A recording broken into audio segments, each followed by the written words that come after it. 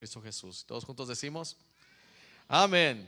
Pueden los niños salir así a sus clases y vamos a entrar en el tema de la palabra. El título del mensaje es Atrapados en los tiempos finales. Atrapados en los tiempos finales.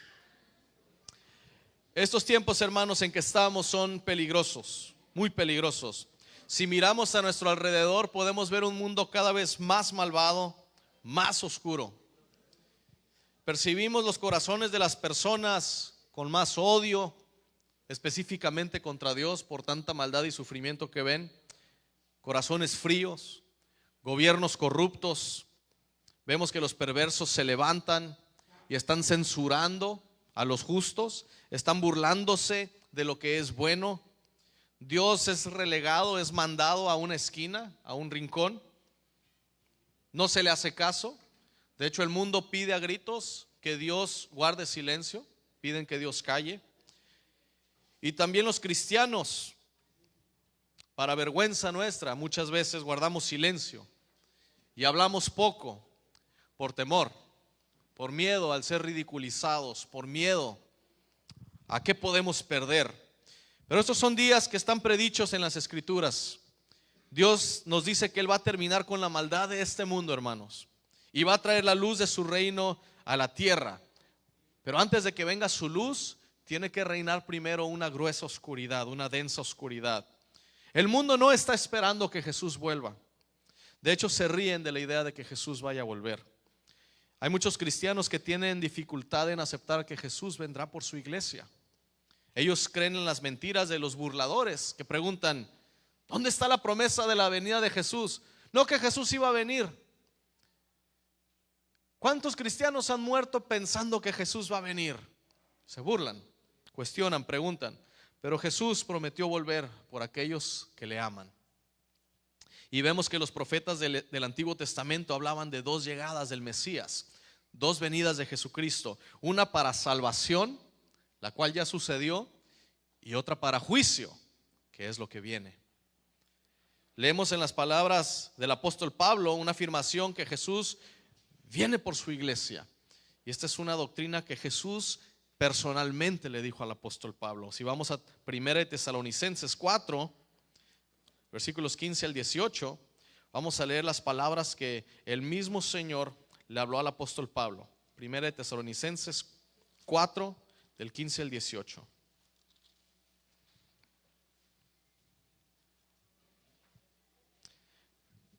¿Estamos ahí? Dice la palabra de Dios, 1 Tesalonicenses 4, del 15 al 18. Por lo cual les decimos esto, ¿en qué? ¿En palabra de quién? Del Señor. Por lo cual les decimos esto en palabra del Señor, que nosotros que vivimos, que habremos quedado hasta la venida del Señor, no precederemos o no vamos a ganarle a los que durmieron o a aquellos que murieron en Cristo.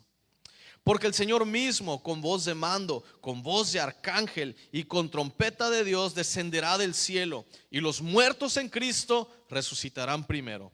Luego nosotros, los que vivimos, los que hayamos quedado, seremos arrebatados juntamente con ellos en las nubes para recibir al Señor en el aire, y así estaremos siempre con el Señor.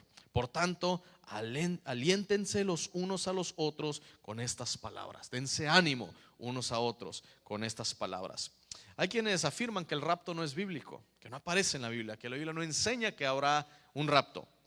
Tal vez la palabra rapto como tal no la leemos, pero leímos una palabra que dice arrebatamiento. Arrebatamiento, que viene del latín para raptar, para asir con fuerza, agarrar algo con mucha fuerza, rápido, instantáneo. La Biblia, esta parte del Nuevo Testamento, fue escrito en griego y después se tradujo al latín, y la palabra utilizada que Pablo usa para arrebatado es la palabra rapto, rapturo. Entonces, ¿cómo podemos llamar este evento donde Pablo está hablando de que aquellos que aman a Jesús van a ser arrebatados? Pablo dice que esos creyentes que serán arrebatados van a ser arrebatados después de que aquellas personas que murieron amando y confiando en Cristo hayan resucitado. ¿Y en dónde se van a encontrar estas personas con Jesús? Tanto los muertos en Cristo como los que vivimos. ¿En dónde vamos a encontrar al Señor? ¿Lo vamos a recibir aquí en la tierra? ¿Se va a parar aquí en el púlpito en Capilla Calvario San Quintín? No. ¿Qué va a suceder con todos aquellos que han sido arrebatados? ¿En dónde encontraremos al Señor? En las nubes, en el aire. Lo que Pablo está escribiendo no es difícil de entender si le prestamos atención, sin prejuicios, si lo leemos como tal, sin andar con ideas o que alguien me dijo, sino nada más de leerlo, simplemente de leerlo. Estamos entendiendo que está hablando de la iglesia de Jesús, de aquellos que le aman, aquellos que han confiado en Él y que son llevados en el aire para encontrarse con el Señor. Esto es palabra de ¿quién? Palabra del Señor, dice Pablo.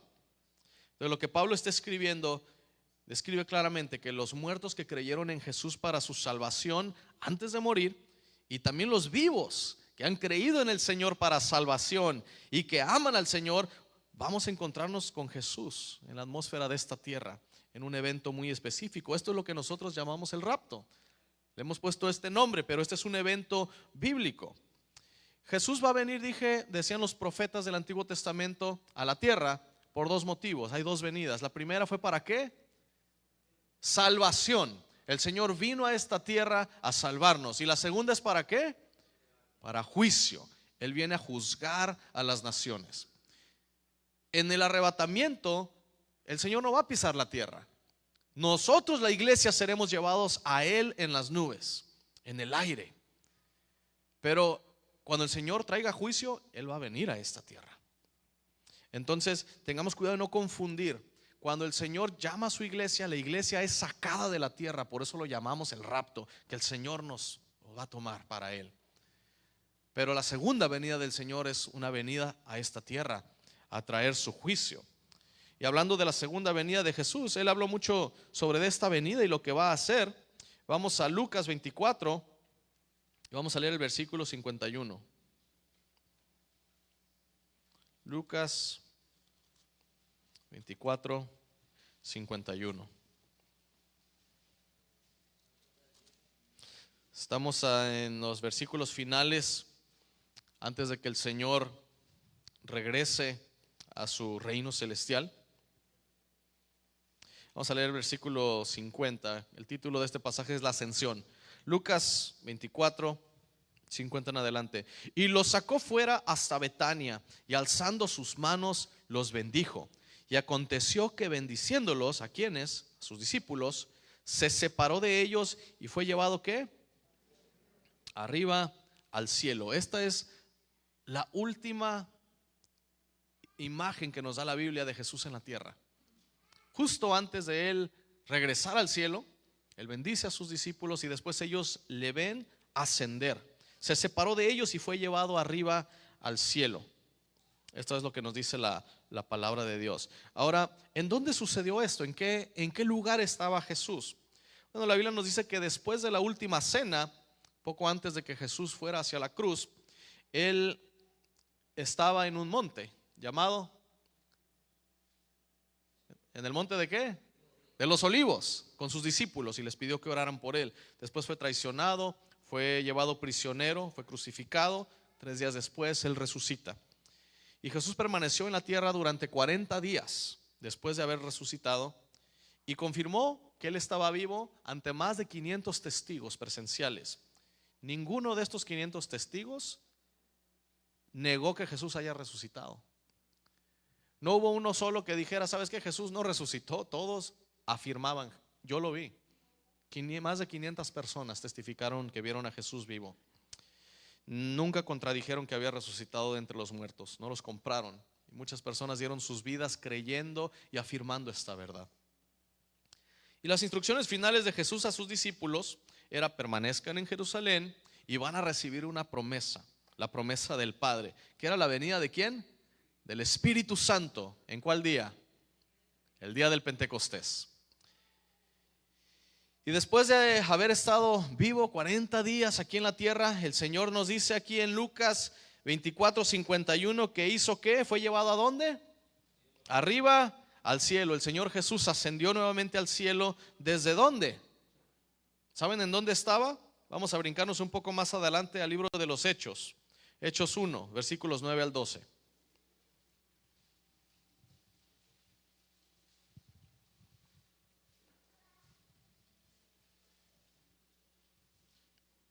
Hechos 1, versículo 9 al 12.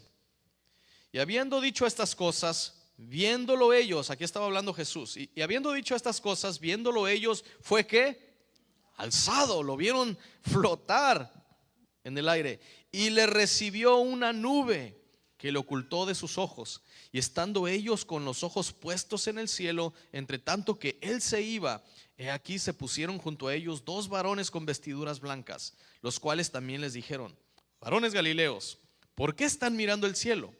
Este mismo Jesús que ha sido tomado de ustedes al cielo, así vendrá como le han visto ir al cielo. Así vendrá por su iglesia. Pero vamos a ver dónde estaban. Versículo 12. Entonces volvieron a Jerusalén. ¿Desde dónde? ¿Desde dónde? Desde el monte que se llama del Olivar, el monte de los olivos, el cual está cerca de Jerusalén, camino de un día de reposo. Ellos vieron a Jesús ascender. Y aquí hay dos cosas proféticas muy lindas: que el Señor, así como lo vieron irse, va a volver en las nubes a llevar a su iglesia, y su iglesia será quien ascienda a él. Pero también, hablando de la segunda venida del Señor, ¿saben dónde van a pisar sus pies? En el mismo lugar del que él partió, en el monte de los olivos. Vamos a Zacarías 14, versículos 3 y 4. El profeta Zacarías describe el regreso del Mesías a la tierra por segunda vez.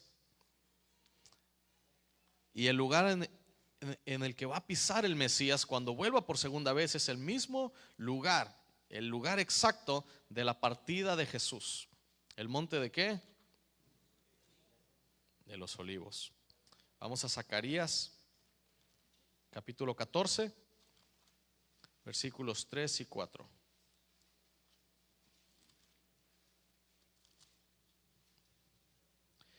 Después saldrá Jehová y peleará con aquellas naciones. Aquí es la segunda venida del Mesías, cuando está hablando del juicio. La segunda venida a traer juicio a las naciones. Como peleó en el día de la batalla. 4. Y se afirmarán sus pies en aquel día sobre el monte de los olivos, que está enfrente de Jerusalén al oriente. Y el monte de los olivos se partirá por en medio, hacia el oriente y hacia el occidente, haciendo un valle muy grande. Y la mitad del monte se apartará hacia el norte y la otra mitad hacia el sur. La poderosa presentación de la segunda venida de nuestro Señor Jesucristo, cuando venga a traer su juicio en el monte de los olivos, y se va a partir el monte ante la majestad del Señor. El Señor, ¿saben por qué va a regresar en su segunda venida? ¿Qué dice aquí que va a venir a hacer? Pelear. Viene a pelear. Versículo 3. Después saldrá Jehová y hará ¿qué? Peleará. Versículo 3. Después saldrá Jehová y peleará con aquellas naciones. El Señor viene a pelear. La batalla de Armagedón, que es descrita en Apocalipsis capítulo 16. La batalla de Armagedón. Esta batalla va a tener lugar en un valle. Aquí llamamos el Valle de San Quintín, porque si vamos hacia el norte, a Vicente Guerrero, se mira que todo aquí estamos en lo bajo, al nivel del mar. Pues allá también es un valle y se llama Meguido, y está al norte de Jerusalén. Lo llama Meguido la Biblia, o Armagedón. Y con esas cosas en mente, entonces sabemos que cuando Cristo regrese por su iglesia, su regreso no será a la tierra, sino a la atmósfera, a las nubes, y la iglesia será llevada a él. Eso es lo que nosotros estamos esperando, el regreso de Dios por nosotros, el regreso de Jesucristo por nosotros. Sin embargo, cuando el Señor Jesucristo venga a la tierra, todo ojo le va a mirar. No habrá quien no vea la venida de Jesucristo. En su regreso, todo ojo le va a ver, incluso aquellos que le han negado. Dice la Biblia, aquellos que lo traspasaron también lo van a ver. En Apocalipsis 1:7 viene esta palabra hablándonos de lo que va a suceder. Si vamos a Apocalipsis 1, el versículo 7 dice: he aquí que viene con las nubes. Pero aquí ya no viene por su iglesia, viene con su iglesia. La iglesia de Jesucristo vendrá con él. Ahí vamos a ver a varios de nuestros hermanos montados en caballos, yo creo, siguiendo al Señor Jesucristo. Y esperamos nosotros también estar ahí. He aquí que viene con las nubes, y todo ojo le verá, y los que le traspasaron, y todos los linajes de la tierra harán lamentación por él. Sí, amén. Es lo que dice la palabra de Dios. Zacarías describe a aquellos que traspasaron a Jesús. Está hablando de los judíos. ¿Cómo le van a ver en ese momento y se van a dar cuenta que ellos crucificaron a su Mesías? ¿Y saben qué van a hacer? Van a llorar. Van a llorar como aquel que llora por su único hijo. Vamos a Zacarías 12. Regresamos un poquito al Antiguo Testamento nuevamente. Es impresionante cómo la Biblia de un lado a otro da un solo testimonio acerca de Jesús. Y cómo las cosas de profetas que no pudieron conocer a Jesús, pero profetizan de su regreso, van de la mano con lo que miraron seguidores de Jesús, como el apóstol Juan. Dice Zacarías 12:10: y derramaré sobre la casa de David y sobre los moradores de Jerusalén espíritu de gracia y de oración, y mirarán a mí, a quien traspasaron. ¿Quién fue traspasado? Jesucristo, Él es quien está hablando. Y llorarán como se llora por hijo unigénito, afligiéndose por él como quien se aflige por el primogénito. Veamos estas palabras: llorarán como se llora por hijo, ¿qué? Unigénito. ¿Jesús ya había venido para este entonces? No. ¿Cómo habrían de saber los profetas que el Padre tenía un hijo? Por palabra profética de Dios mismo que les habló. ¿Y qué nos dice Juan 3:16? Porque de tal manera amó Dios al mundo que ha dado a su hijo unigénito, su único hijo. La Biblia siempre en armonía. Y van a llorar los judíos, van a llorar porque sus ojos serán abiertos, verán a Jesús y sabrán: era cierto, yo crecí confiando en un Mesías libertador, conquistador, carnal, y yo rechacé a Jesús, pero hoy lo veo regresar en las nubes. Van a llorar, van a lamentarse.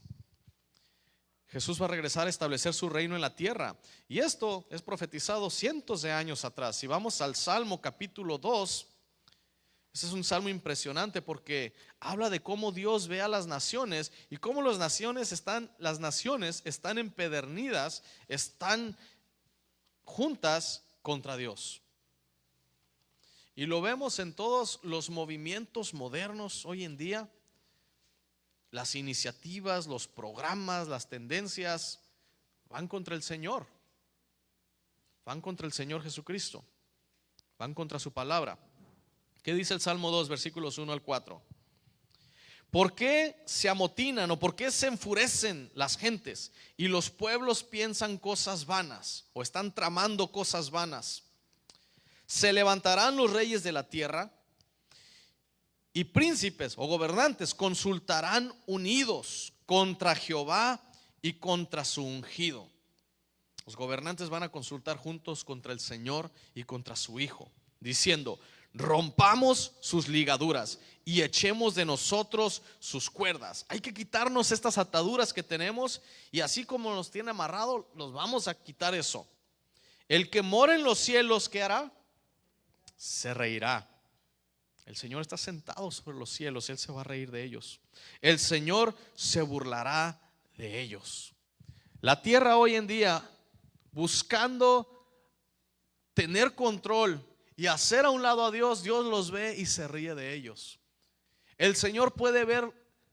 Nosotros cuando vemos pasar un desfile, vemos lo que tenemos delante de nosotros, pero si alguien estuviera más arriba, pudiera ver lo que viene al final. El Señor puede ver el final de los tiempos. Él puede ver lo que va a suceder, cómo van a terminar las cosas. Él se ríe de ellos.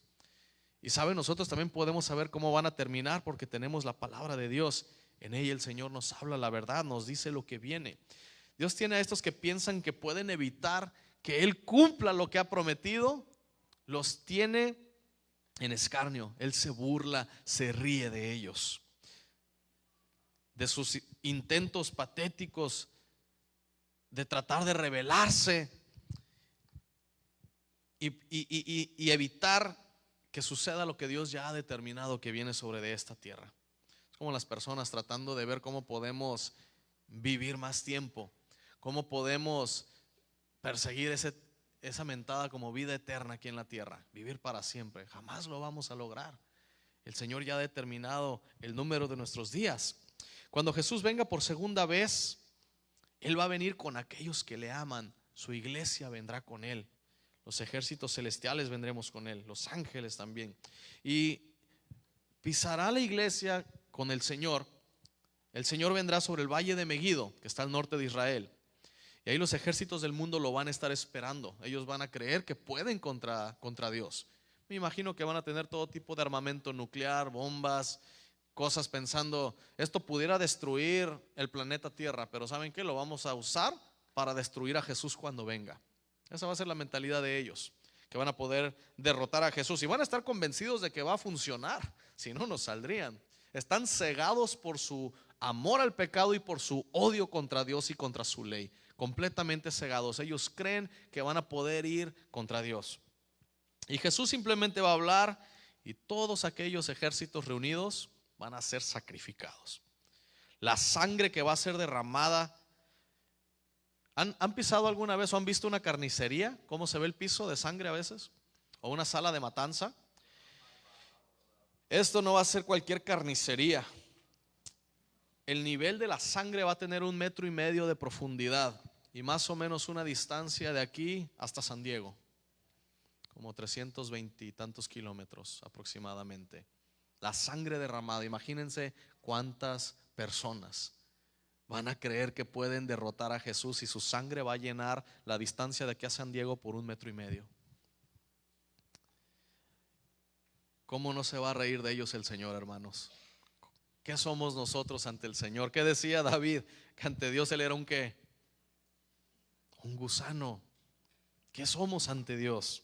En el libro de los Hechos, capítulo 4, los discípulos de Jesús fueron llamados a un concilio judío, una reunión de los líderes religiosos, porque querían que dejaran de hablar de Jesús.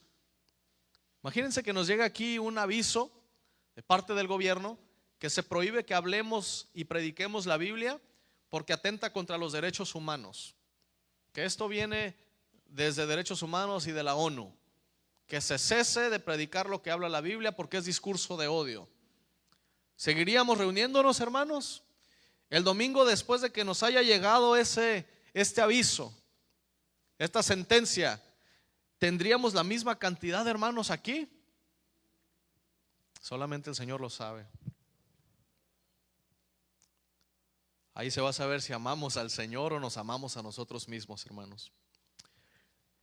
Fueron llamados los discípulos y les dijeron, tienen que dejar de hablar de Jesús. Se les dijo, dejen de hablar de Jesús o van a tener que soportar nuestra ira y llevar castigo.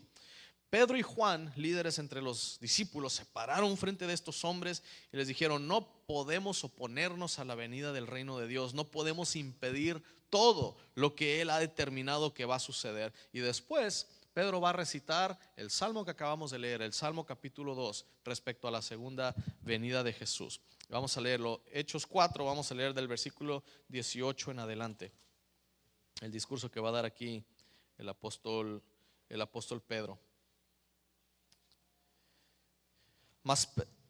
Y llamándolos, les intimaron o les exigieron que en ninguna manera hablaran ni enseñaran en el nombre de Jesús. Mas Pedro y Juan respondieron diciéndoles, juzguen si es justo delante de Dios obedecer a ustedes antes que a Dios, porque no podemos dejar de decir lo que hemos visto y oído. Ellos entonces les amenazaron y les soltaron, no hallando ningún modo de castigarles por causa del pueblo, porque todos glorificaban a Dios por lo que se había hecho. Se acaba de presenciar un milagro, ya que el hombre en quien se había hecho este milagro de sanidad tenía más de 40 años. Más de 40 años este hombre padeció y fue sanado por el poder de Jesús, y la gente glorificaba a Dios, pero los religiosos querían callarlo. Y puestos en libertad, vinieron a los suyos, vinieron con los otros cristianos y contaron todo lo que los principales sacerdotes y los ancianos les habían dicho. Y ellos, habiéndolo oído, alzaron unánimes, en un solo corazón, todos juntos, la voz a Dios y dijeron, soberano Señor, tú eres el Dios que hiciste el cielo y la tierra, el mar y todo lo que en ellos hay, que por boca de David tu siervo dijiste, ¿por qué se amotinan las gentes y los pueblos piensan cosas vanas. Se reunieron los reyes de la tierra y los príncipes se juntaron en uno contra el Señor y contra su ungido. ¿Su quién? Su Cristo. Porque verdaderamente se unieron en esta ciudad contra tu santo Hijo Jesús, a quien ungiste, Herodes y Poncio Pilato, con los gentiles y el pueblo de Israel, para hacer cuanto tu mano y tu consejo habían antes determinado que sucediera. Y ahora, Señor, mira sus amenazas. ¿Y saben qué es lo que piden? Y concede a tus siervos protección. Y perdónanos por no reunirnos. ¿Qué es lo que dicen? Concede a tus siervos que con todo denuedo hagan ¿qué? Hablen tu palabra. Mientras extiendes tu mano para que se hagan sanidades y señales y prodigios mediante el nombre de tu santo Hijo Jesús. Cuando hubieron orado, el lugar en que estaban congregados tembló y todos fueron llenos del Espíritu Santo y hablaban con denuedo, ¿qué cosa? La palabra de Dios. Entonces, ¿hicieron lo que se les pidió o hicieron lo que el Señor esperaba de ellos? ¿Y qué haremos nosotros en una situación así, hermanos? Es para preguntarnos, Señor, ¿realmente nosotros haríamos lo que hicieron los apóstoles? ¿Cuál es la enseñanza aquí? Que si se nos demanda dejarnos de congregar, ¿cuál debe de ser la respuesta de la iglesia? Congregarnos. Si se nos demanda dejar de predicar la Biblia y a Cristo porque es discurso de odio, ¿cómo debe de responder la iglesia? Predicando más de Cristo. Inmediatamente después de que Jesús venga por su iglesia y que los que le aman hayan sido arrebatados para encontrarse con Él en el aire, el mundo va a ser arrojado al caos por un tiempo. Va a surgir un nuevo líder, lo van a llamar el anticristo. Este va a venir de una nación europea, parte del antiguo imperio romano, y va a hablar con tanto poder que la gente va a quedar maravillada. Hay gente que habla muy bonito. ¿No les tocó ver cuando Obrador estaba en campaña cómo se llenaban hasta estadios? ¿Por qué? Porque la gente estaba maravillada de lo que les hablaba. Creyeron en él. De hecho, muchos lo llamaban un Mesías. ¿Cuál era el nombre de la campaña? Morena, ¿la qué de México? La esperanza de México. Y hubo gente que realmente lo creyó, o que todavía lo cree. Así este dictador se va a levantar y la gente va a creer en su palabra, van a quedar maravillados de él. Y él va a lograr un pacto de paz entre naciones que están en conflicto, entre Israel y sus enemigos. Y van a sentir que por fin viene la paz. Va a ser posible que se construya un tercer templo judío. Han tenido dos. Va a permitir que se construya ese tercero para que puedan continuar con su adoración. Y los lugares de culto que tienen los musulmanes ahí mismo en Jerusalén, pues no van a ser perturbados. Van a tener acceso ellos a lo suyo y los judíos a su templo. Pero a la mitad de estos 7 años, este líder, que la Biblia llama la bestia, va a entrar en el nuevo templo de los judíos. Y él va a declararse Dios y va a exigir adoración como si él fuera Dios. Esto la Biblia lo llama la abominación desoladora. Y él va a poner una imagen suya en el lugar santo y va a pedir que la adoren. Todo el mundo, habrá una orden que tienen que adorar a la bestia como Dios. Y así van a comenzar y arrancar los últimos 3 años y medio de esta gran tribulación. Y durante este tiempo 2/3 de la tierra, 2/3 partes van a morir. Y el Señor va a derramar 21 juicios sobre la tierra. ¿Se imaginan? 21 juicios. ¿Cuál es el número del diablo que decimos nosotros? La marca de la bestia. 666. ¿Y cuál decimos que es el número de Dios? ¿Cuántos 7s? 3 7s. ¿Cuántos juicios dijimos que van a haber? 21 juicios. 7 copas de ira. 7 ¿qué? Sellos. 7 ¿qué? Trompetas. Vienen 21 juicios sobre esa tierra, hermanos. Y hay quienes piensan a veces la iglesia va a pasar por la tribulación. ¿Por qué? Porque la iglesia tiene que ser purificada y es purificada a través de la prueba, así que la iglesia va a atravesar la tribulación. Ahorita vamos a ver de esto. La profecía bíblica no tiene que ver con la iglesia. La profecía bíblica tiene que ver con Israel, el pueblo escogido de Dios.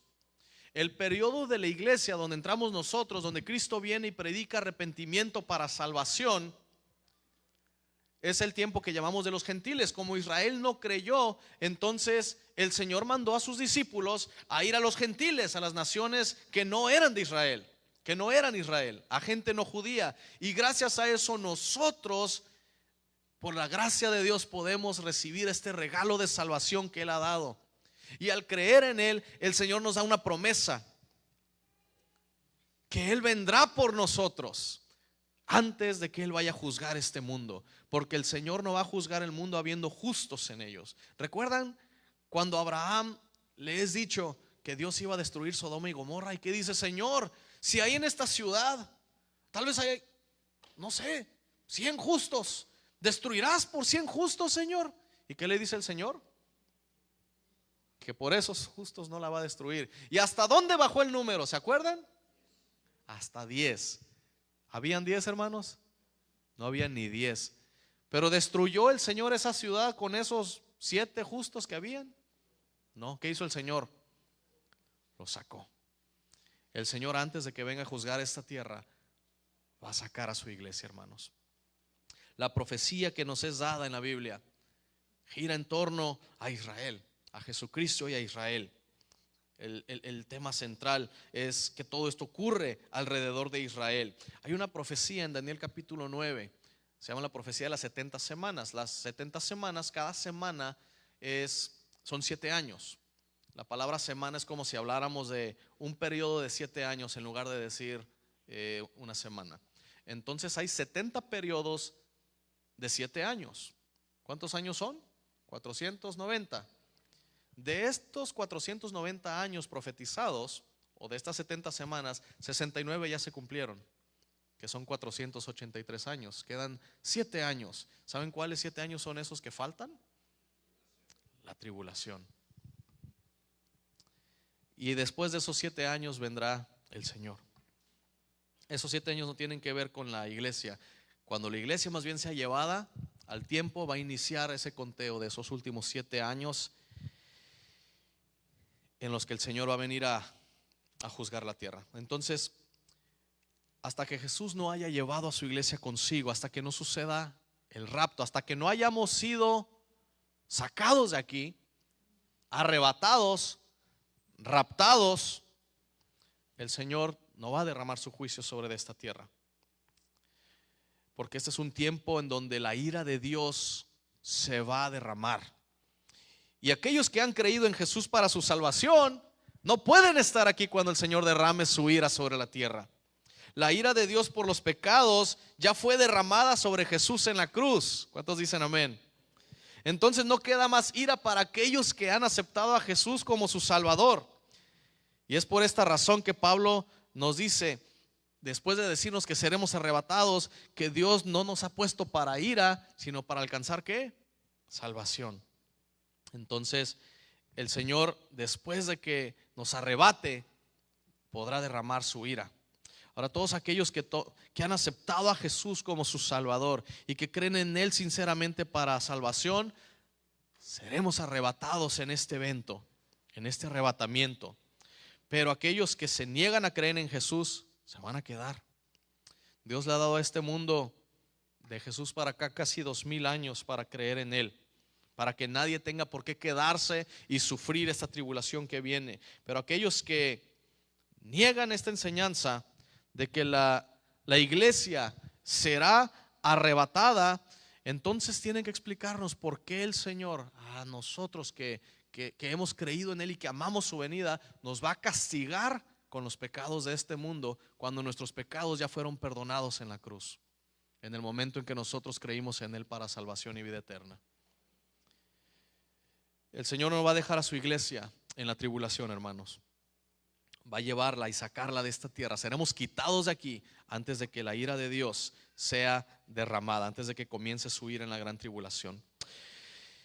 La iglesia no tiene que ser purificada a través de la gran tribulación. La iglesia tiene que purificarse hoy, todos los días. Tenemos que purificarnos para Cristo. ¿Y cómo nos vamos a purificar? ¿Con la ira de Dios sobre nosotros? No, ¿viviendo en qué? En santidad. Porque sin santidad, ¿cuántos verán al Señor? Sin santidad nadie puede ver al Señor, hermanos. Nadie puede ver al Señor sin santidad. Entonces, tampoco podemos ganarnos el favor de Dios. Lo he dicho, la Biblia lo dice. No hay buenas obras que nos puedan comprar el favor de Dios. Así que tampoco es cierto que la iglesia tiene que pasar por la tribulación y tratar de ser fiel para poder ser digna de ir al cielo. Eso no es verdad. Eso sería confiar en obras. Solamente quienes creemos en el sacrificio que Jesús hizo en la cruz, quienes hemos confiado en Él, entonces podemos ser llevados al cielo, no por nuestras obras. Y tampoco se trata de que yo ya recibí a Jesús, ya la tengo hecha. Cuando confiamos en Cristo hemos sido purificados por su sangre.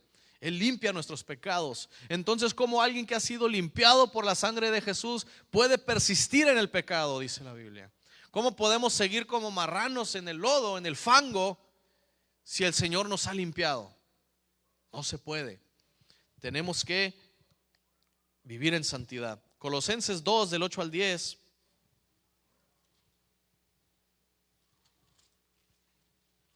Nos dice lo siguiente, Colosenses 2, del versículo 8 al versículo 10. Miren que nadie les engañe por medio de filosofías y huecas sutilezas, según las tradiciones de los hombres, conforme a los rudimentos del mundo, y no según Cristo. Porque en Él habita corporalmente toda la plenitud de la deidad, la presencia de Dios en Cristo. Y ustedes están ¿qué? Completos en Él, que es la cabeza de todo principado y potestad. Si tenemos a Cristo, somos completos en Él. No hay necesidad de obras.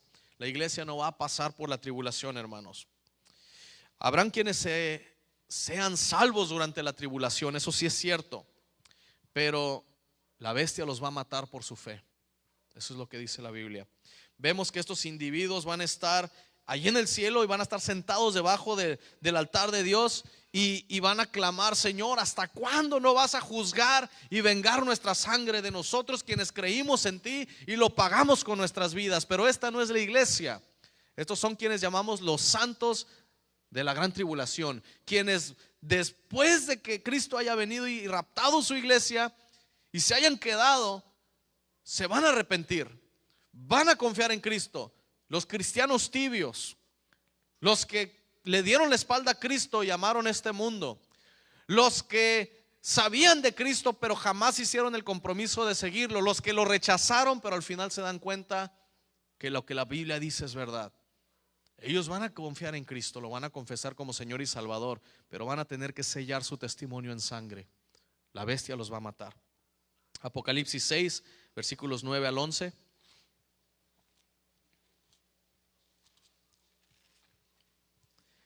Cuando abrió el quinto sello, el quinto de 7 sellos, vi bajo el altar las almas de los que habían sido muertos por causa de la palabra de Dios y por el testimonio que tenían.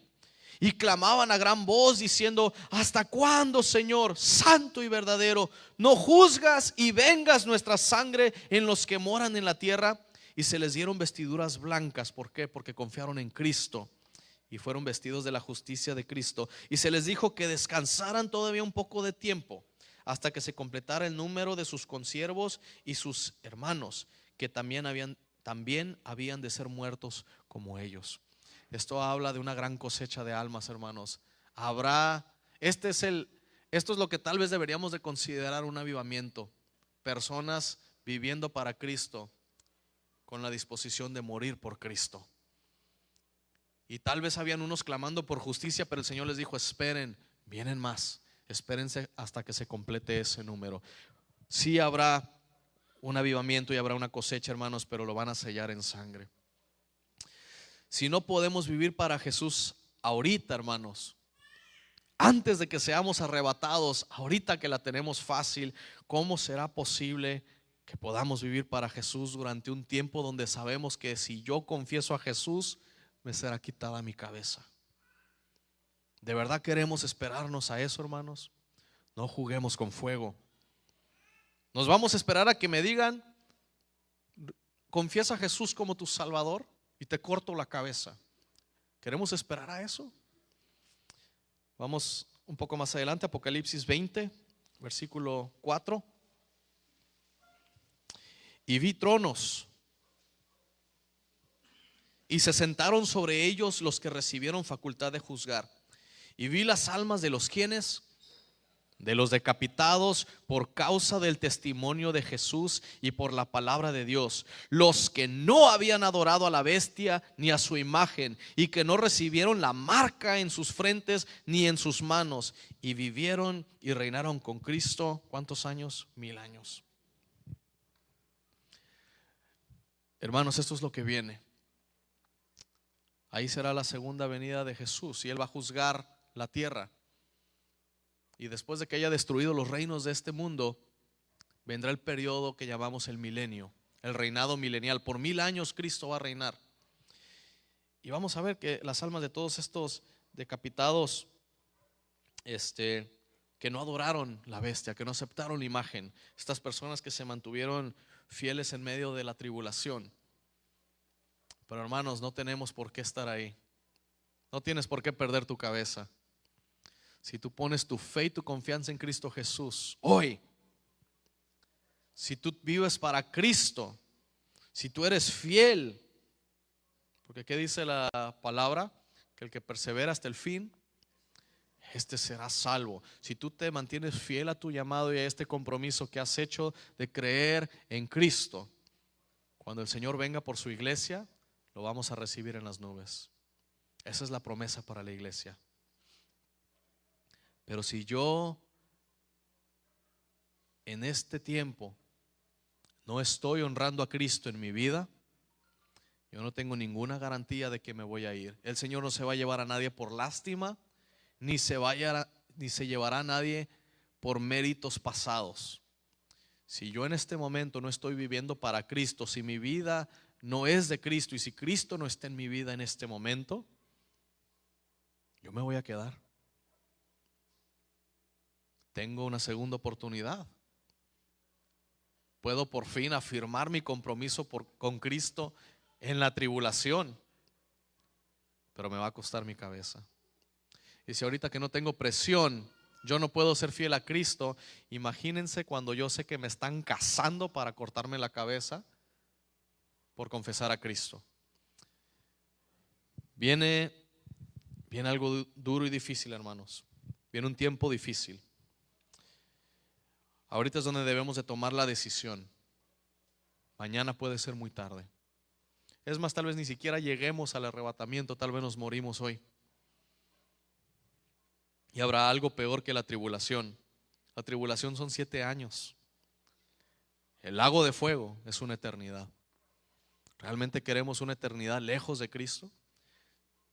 Si queremos estar con Cristo, todos los días Cristo debe de ser Señor de mi vida, hermanos, y debo de limpiar mis vestidos.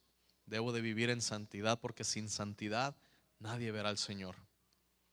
Si yo no estoy viviendo en santidad, hoy tengo que tomar la decisión de empezarlo a hacer. Y si alguien desea seguir jugando con las cosas del Señor, si alguien dice, bueno, pues como que sí, como que no estoy muy convencido, viene esta segunda oportunidad, pero le va a costar su vida. El Señor le recomienda, yo le recomiendo, hoy vive para Cristo. Ahorita es un privilegio, hermanos, porque no estamos siendo casados por nuestras vidas por seguir a Cristo. La prueba es levantarse en la mañana para venir, ganarle a la flojera, ganarle al cansancio, al sueño, ganarle a los deseos de salir a hacer otra cosa. Esa es la prueba ahorita. En la gran tribulación va a ser tu cabeza, tu vida. Pero si amas tu vida más que al Señor, te perderás. Pero si estás dispuesto a perder tu vida por causa de Cristo y su evangelio, la habrás ganado para vida eterna, para salvación. Pierde tu vida ahorita por causa de Cristo. Y no me refiero a que te mueras. Me refiero a que dejes de perseguir las cosas de este mundo, los placeres. Niégate a ti mismo. Da tu vida a Cristo. tu tiempo, tus recursos. No habrá persona que lo haya perdido todo en esta vida por causa de Cristo, que lo haya dado todo en esta vida por causa de Cristo, que cuando esté en la presencia del Señor se vaya a arrepentir. Eso se los puedo garantizar, hermanos. Démosle al Señor nuestro todo, porque el Señor viene. Y que seamos parte de la iglesia que va a recibir al Señor en las nubes. ¿Cuántos dicen amén? Padre celestial, gracias por tu palabra. Gracias porque tú nos hablas claro, Señor. Tú nos dices que viene tu ira, pero Señor, tú no vas a castigar a tu iglesia con los hijos de ira, sobre quienes tu juicio se va a derramar en los tiempos finales. No, Señor, tú tienes un lugar especial para tu iglesia. Vas a celebrar unas bodas, una fiesta allá en el cielo. Y si queremos ser parte de esta cita, Señor, contigo, necesitamos santificar nuestras vidas, purificar, Señor, nuestras vidas. Padre, lávanos con tu palabra y con tu espíritu y cámbianos. Señor, no permitas que alguno se pierda de aquellos que tú has llamado para ti. Ayúdanos a perseverar en este llamado que tú nos has hecho, en esta confesión que hemos hecho, al llamarte nuestro Salvador y también al llamarte Señor, que seas Señor de nuestras vidas, todos y cada uno de nuestros días. Y Padre, si hay alguien aquí que todavía no ha hecho este compromiso contigo, toca su corazón, Señor. Hoy podemos tomar esta decisión. Mañana puede ser tarde. Señor, si alguien aquí jamás había escuchado estas palabras, abrígale con tu amor y que pueda recibirte como su Señor. Si habemos, hermanos, Padre, que no estamos andando en tus caminos como debemos, si habemos personas que estamos permitiendo pecado en nuestras vidas, Señor, redargúyenos. Espíritu Santo, tráenos convicción y cámbianos y afírmanos en ti, que podamos tomar este compromiso con voluntad y con decisión de seguirte, de perseverar en ti, Señor. Padre, qué glorioso será cuando tú regreses.